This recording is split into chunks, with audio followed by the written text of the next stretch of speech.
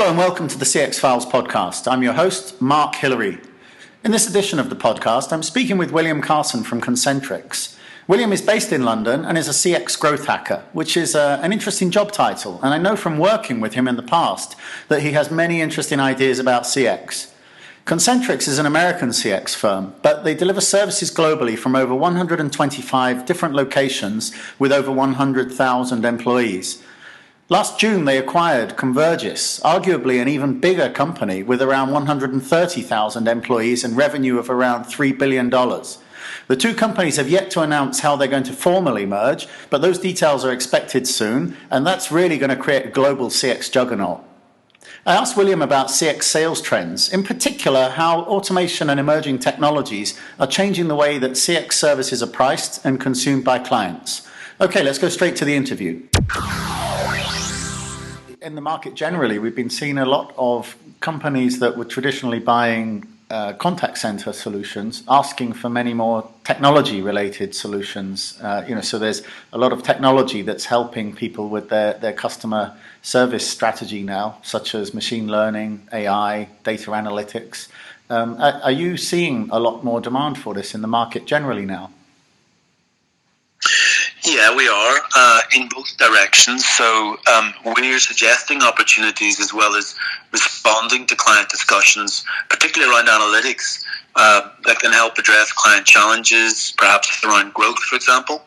And naturally, from those flow conversations around the use of appropriate technologies, the most important thing there being that they are appropriate to the actual needs of clients and what they're trying to achieve. And these could include anything, as you mentioned, from RPA, automation, all the way through to AI. But talking more broadly, there are probably differences between clients dependent on vertical sector, their scale, their maturity as a business, and also in terms of their go-to model for strategic sourcing. So I would say out there you have some truly 21st century brands. They'll see partnering as a fundamental part of their overall business model, and coming with that, the use of all abilities, capabilities, technologies that they think are relevant to them. But other businesses may have more of a legacy of outsourcing that has evolved very little. But either or, technologies, automation, they're all playing an increasing role and therefore are part of client dialogue on a day-to-day basis. Okay, and if these technologies are now playing an increasing role in the whole contracting process for customer experience services, then are the companies seeing these technologies as an essential part of the service? I mean, is this just like table stakes now, or do they still see it as separate? Well, certainly from our perspective, we want to be offering clients the best possible customer experience management solution. And as part of that, we see it as our role to be very much concerned with introducing ideas that we believe will benefit the client and their customers.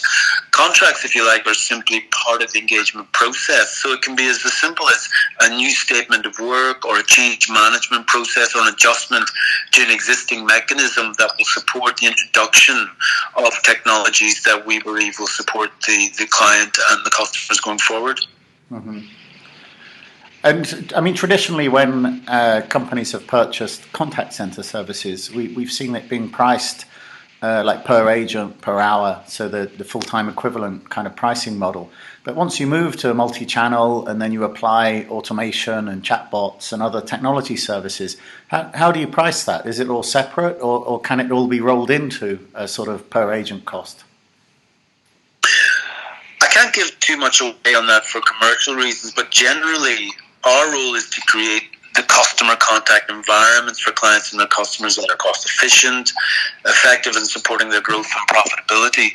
But for some time, it has been my personal belief that we will eventually get to a stage where the FTE model will simply be boilerplate, as it is well understood. But the contract, I think, will become more outcome-based.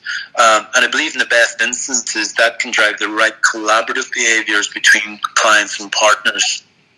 Mm-hmm. And I mean, have you seen that? I mean, not necessarily at Concentrix now, but just generally in the marketplace. Have you seen people moving towards more outcome-based contracts then? Yeah, absolutely. They are discussions that I've heard over the last several years. It became big news, I think, by 2015. A lot of people started to talk about them. Like many great ideas, there were other organizations who had already had them in place. But like any great idea, it probably has a competitive advantage that people don't want to speak too much about.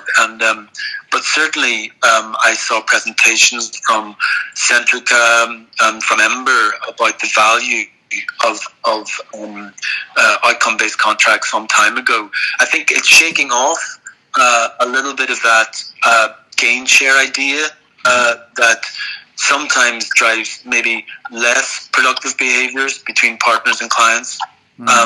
So yeah, definitely I think outcome-based will need to come almost because the expectations of clients and partners does, as you say, need to now expand to embrace a lot of different ways in which an organization and BPO can support a client and its customers. Yeah, and you mentioned gain sharing, and that's something that I've been thinking about as well, because traditionally organizations have paid for their customer service function. Essentially they're paying more for a larger service, but automation could, in fact, cut a lot of the headcount. So why is there any incentive for the supplier of the customer service function to actually be innovative and to introduce any automation? I mean, how do you really make gain sharing work when you've got that kind of dynamic? Well, probably it's not specific around gain share as people would understand it, and this could probably drive a much bigger and long conversation. But in short, the application of technologies that support chatbots, for example, or virtual assistants, and therefore arguably will replace headcount. In some ways, they might be the best approach today to simply keep up with an increasing flood of customer interactions that are enabled by the ubiquity of smart mobile device and broadband. So therefore, in reality, it may have a negligible impact on headcount. But certainly, if you consider the acquisitions that an organization like Concentrix has made with TigerSpike, which is a digital strategic services business, and Minax, which is focused on IoT and the connected customer, we're certainly sure of our trajectory that will support clients into the future of CX management, however headcount discussions evolve. But I think it's also more widely worth reflecting on Frost & Sullivan's recent survey of 52 major global enterprises. And that reported that 70% of those organizations had recorded an increase in the number of voice calls handled. And 57% of them had recorded an increase in average talk time for voice calls. So I think we're also moving into an era when we will continue to drive the need for highly skilled super agents who are able to handle complex work with empathy and emotional intelligence.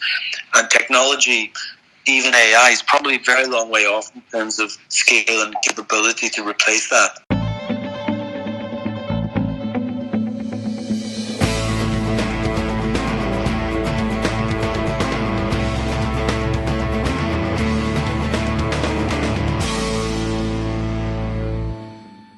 Thanks for listening to the CX Files podcast. Please tell your friends and contacts about the podcast by sharing it using the hashtag #CXFiles. And if you can leave a comment and rating on iTunes, that would be fantastic. Thank you in advance. I'm always open to ideas and suggestions, so if you want topics explored or covered on the podcast, you can find me using @MarkHillary on Twitter. That's Hillary with 2 L's. Or just search LinkedIn for Mark Hillary and CX Files. Thank you and see you next time.